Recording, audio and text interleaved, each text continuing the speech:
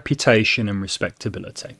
So Jekyll's double life, because obviously he is Mr. Hyde as well, reflects Victorian society's obsession with outward respectability and hidden sins.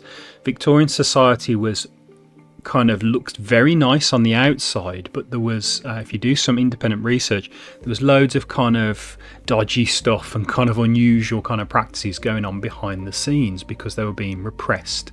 So that kind of clash between Victorian society's repression and people's liberty to live the life that they wanted causes massive kind of friction in the novella, and that's kind of very clear with Jekyll and then Hyde.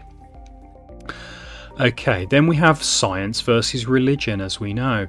So Jekyll's experiments show the tension between new scientific ideas, such as Charles Darwin and the theory of evolution, and traditional Christian beliefs, which were kind of very much in kind of conflict with them, such as obviously Christians believe in that the universe was created by God, and then new scientific theories such as Darwin saying, well, actually we descended from apes. So the two scientific theories kind of really clashed, and that's part of that bigger, broader conflict between science and religion, which Stevenson was very interested in and which he explores within the novella and within the characters specifically of Jekyll and Hyde.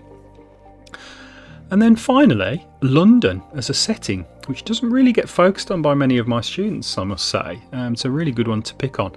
So London's duality. So there's a split between Jekyll's home, where he lives, very kind of respectable, and Hyde's haunts and where he goes when he kind of turns crazy.